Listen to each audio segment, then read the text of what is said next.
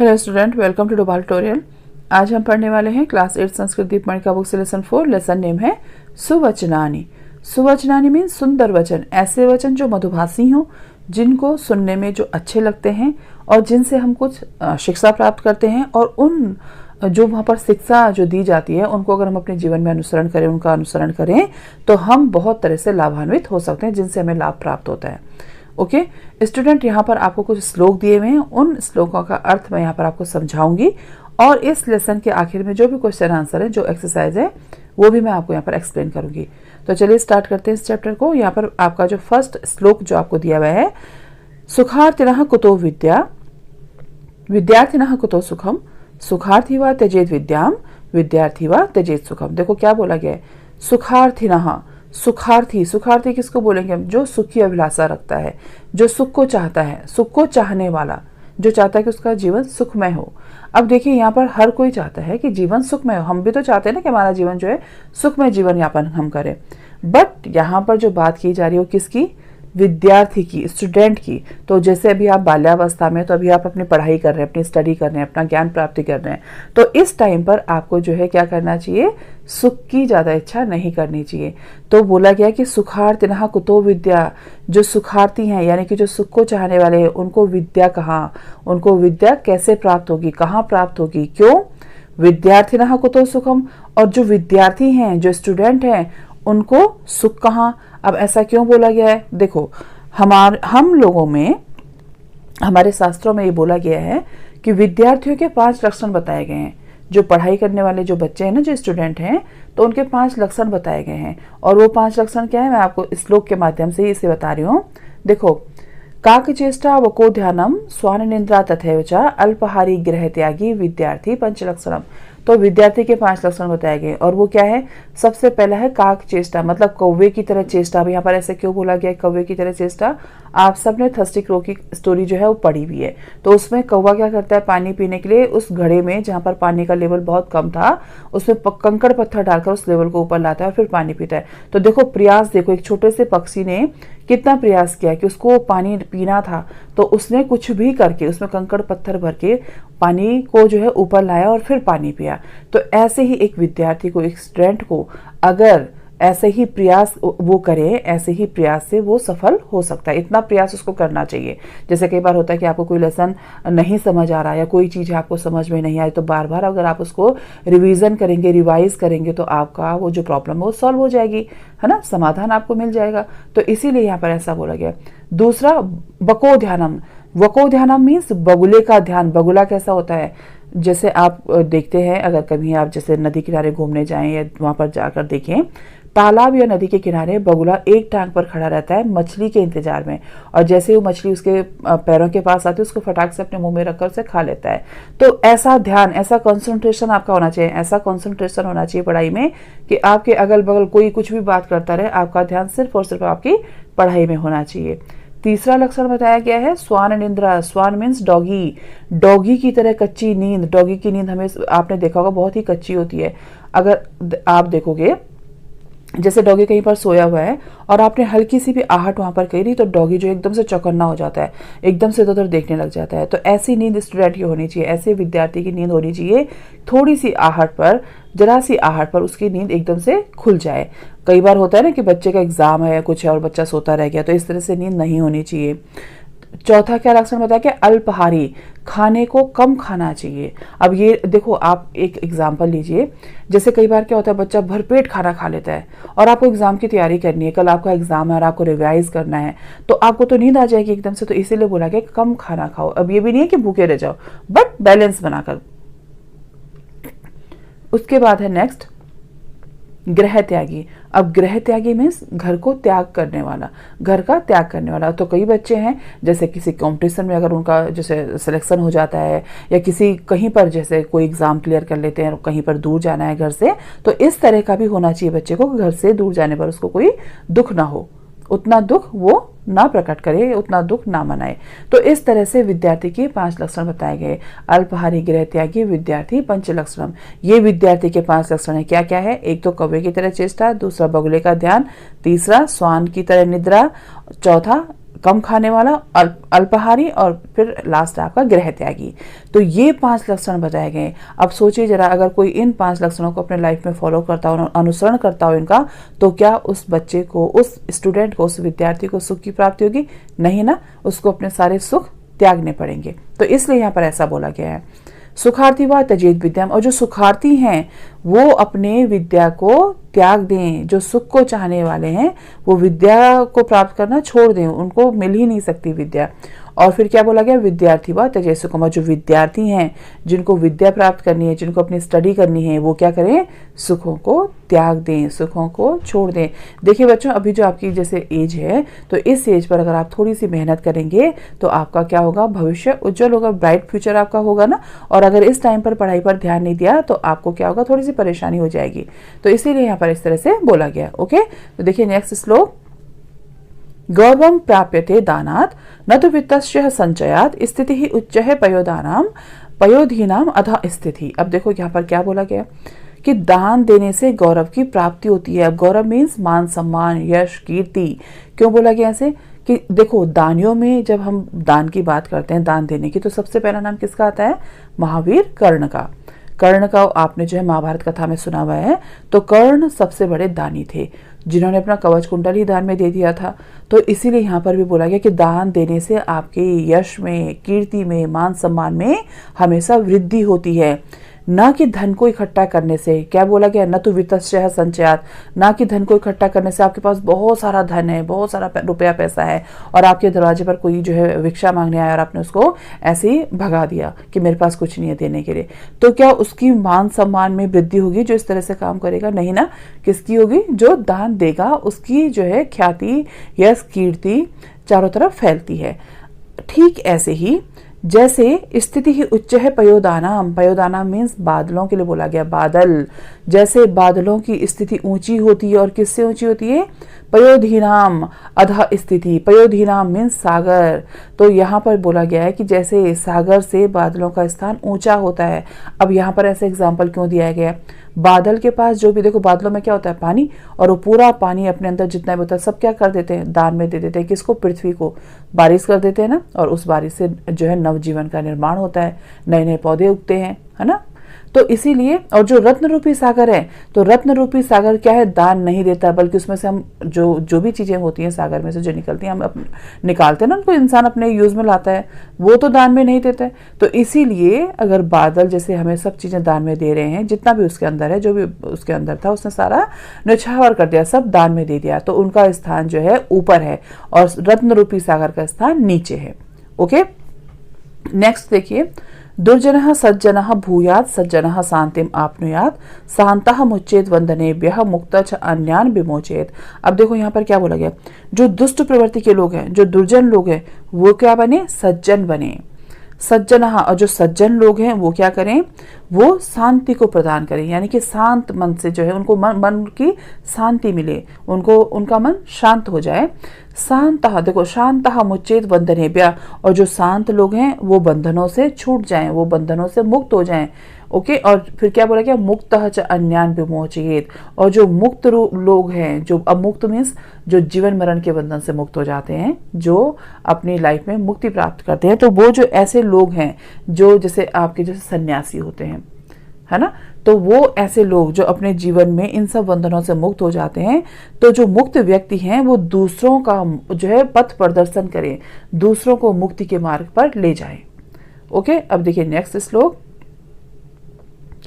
जाड्यम दियो हरति सिंचति वाचि सत्यम मनोन्नति दिशति पापमाप करोति चेतः प्रसादयति दिक्षु तनोति कीर्तिम सत्संगति ही कथयम किम न करोति पुंसाम। अब देखो यहाँ पर सत्संगति की बात की जा रही है, यानी कि अच्छी संगति, सज्जनों का साथ की बात की जा रही है कि अगर हम अपने जीवन में सत्संगति करते हैं, यानी कि सज्जनों का साथ करते हैं, संत लोगों के साथ रहते हैं, अच्छे लोगों के साथ रहते हैं, तो हमारे जीवन पर उसका क्या क्या असर पड़ता है, हमारी लाइफ जो है उससे कितनी जो है प्रभावित होती है और हम कितना लाभ प्राप्त करते हैं। तो देखो जाड्यम, जाड्यम मीन्स क्या होता है? जिसे बोलते हैं ना कि मूर्खता, ठीक है। तो हम जो सत्संगति में जब रहते हैं, अच्छे लोगों के साथ जब रहते हैं, तो उससे हमारी बुद्धि की मूर्खता दूर होती है। दियो मतलब क्या होता है? बुद्धि। हरति मतलब हर लेना, ठीक है। सिंचति मतलब सींचना। वाची मतलब वाणी। सत्य मतलब सत्य। जो सत्संगति है वो हमारी जो मूर्खता होती है उसको दूर कर देती है और हमारी जो वाणी है उसको सच बोलना सिखाती है। मनोन्नति ही दिशति पाप माप करोति, और मान और सम्मान में जो है वृद्धि करती है और हमें जो है ऐसा रास्ता दिखाती है, हमें ऐसा मार्ग प्रदर्शन हमारा करती है कि हम पापों से मुक्त हो जाते हैं। ठीक है, हम जो है पाप रहित हो जाते हैं, हमारे जीवन में कोई पाप हम करते ही नहीं है। चेतः प्रसादयति दीक्षुति तनोति कीर्तम, और ऐसा करने से क्या होता है, ऐसे करने से हमारे जीवन में हमारा जो है मान सम्मान जो है चारों तरफ फैलता है, चारों दिशाओं में हमारे जो है कीर्ति फैलती है।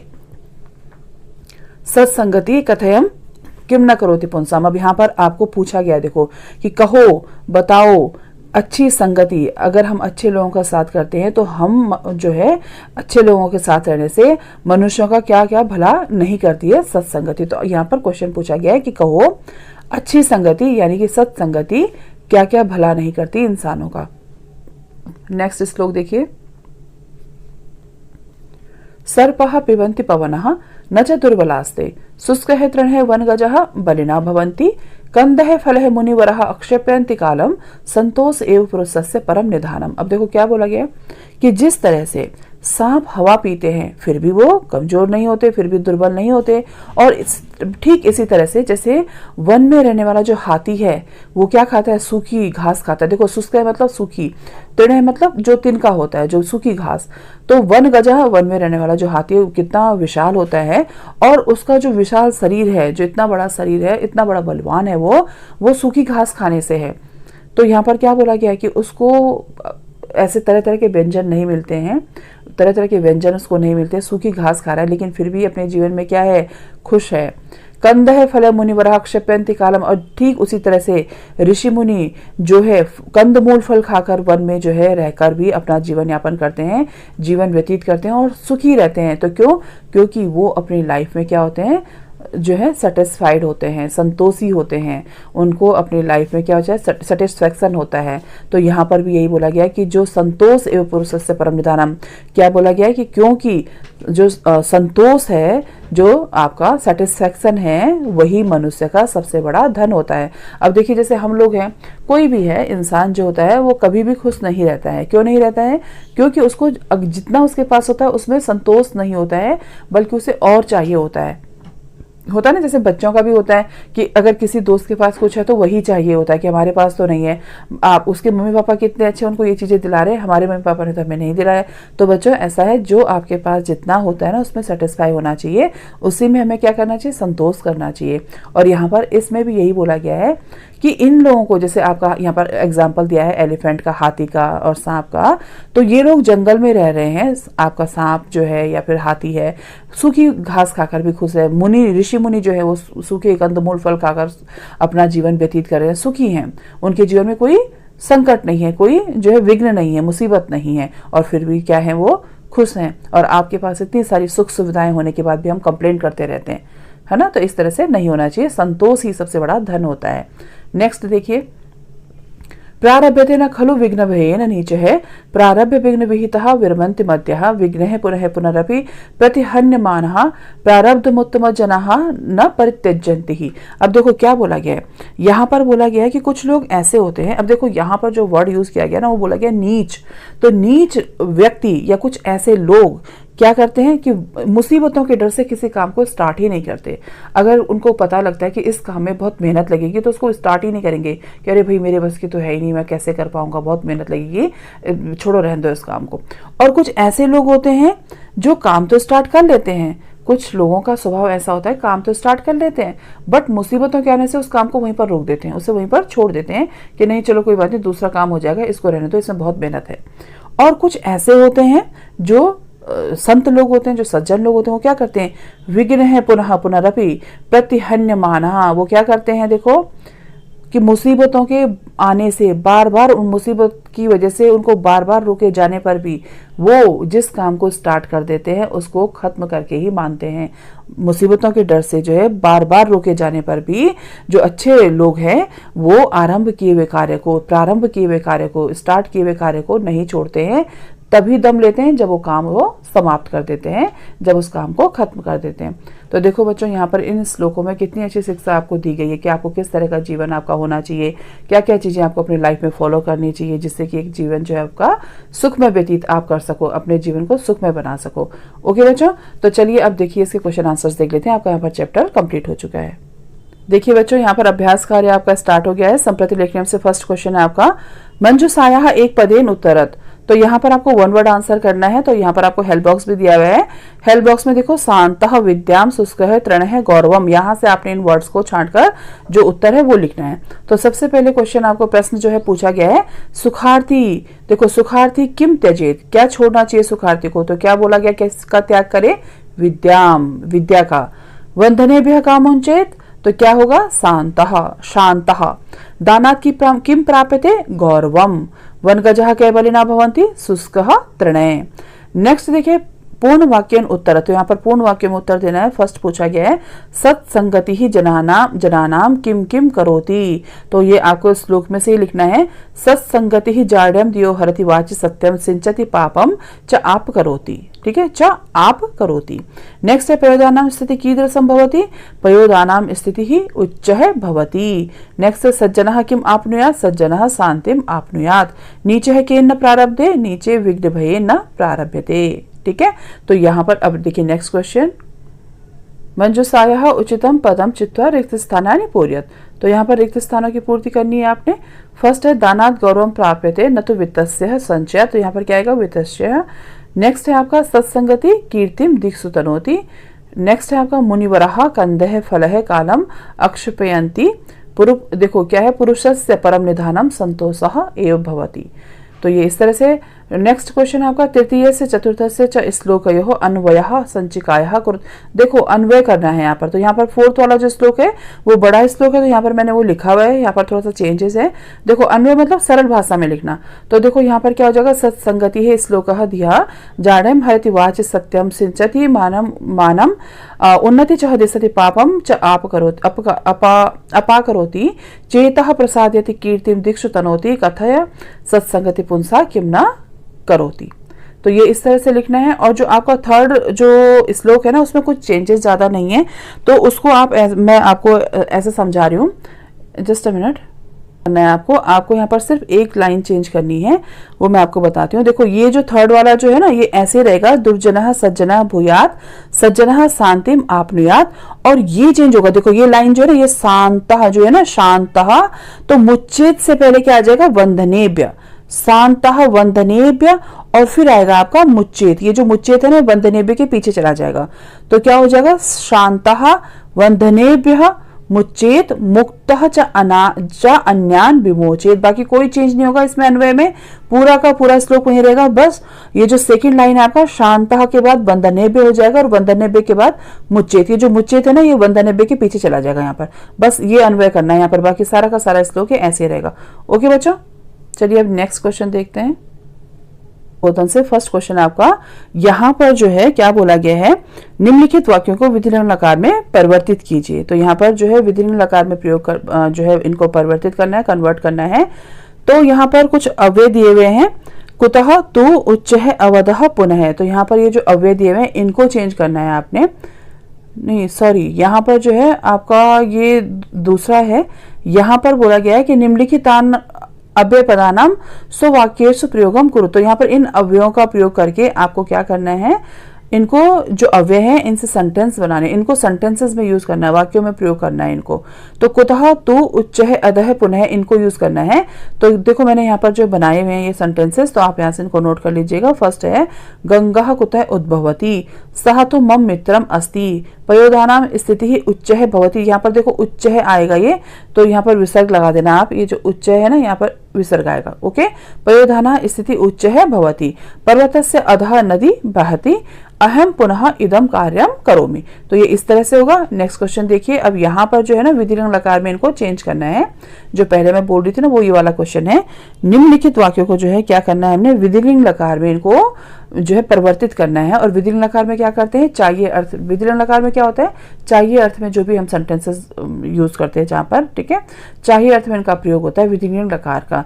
तो यहाँ पर देखो विद्यार्थी सुखम त्यजेति, तो क्या हो जाएगा, विद्यार्थी सुखम त्यजेत। ते शतवर्षाणि आजीवन, ते शतवर्षाणि जीवेयुः। पयोधीनाम अधः स्थिति अस्ति, पयोधीनाम अधः स्थिति स्यात्। वयम आपणम गमिष्यामः, वयम आपणम गच्छेम। तो बुद्धिमंतो अस्ताम, तो बुद्धिमंतो स्याताम। तो यहाँ पर विधिलिंग लकार का इस तरह से यूज करना है। नेक्स्ट क्वेश्चन है आपका शब्द अर्थ मेलनाम कुरुत, तो शब्द के अर्थ के साथ इनका मिलान करना है। तो यहाँ पर नंबर भी मैंने डाले हुए और मैच भी किया है। जैसे पुंसाम है तो पुंसाम का क्या मतलब होता है, मनुष्यों का। संचयात मतलब इकट्ठा करने से या इकट्ठा करने से, ठीक है, इकट्ठा करना। निधानम खजाना, वाची वाणी, तनोती होता है मतलब फैलाना, फैलता है जो, ओके। और अब नेक्स्ट क्वेश्चन है आपका और लास्ट है अधम कुरुत, तो संस्कृत में अनुवाद करना है। तो फर्स्ट यहाँ पर आपको सेंटेंस दिया हुआ है, सदा गुरुजनों का आदर करो, सदा गुरुजनाम आदरम कुरुत। ग्रीष्म काल में धूप में मत खेलो, ग्रीष्म काले आतपे माँ क्रीड। दूषित जल रोगों का घर होता है, दूषितम जलम रोगाणाम गृहम भवति। आओ हम सब मिलकर वृक्षारोपण करें। तो आगच्छत वयम सर्वे मिलित्वा वृक्षारोपणम कुर्याम। संकट काल में मित्रों की सहायता करो, संकट काले मित्राणाम सहायताम कुरुहु। तो बच्चों यहाँ पर ये आपका पूरा चैप्टर जो है मैंने एक्सप्लेन भी यहाँ पर आपको कर दिया है अच्छे से, और इसके क्वेश्चन आंसर्स भी यहाँ पर आपको एक्सप्लेन कर दिए हैं। तो आप यहाँ से इनको नोट कर लेना। ओके बच्चों, टेक केयर, बाय बाय।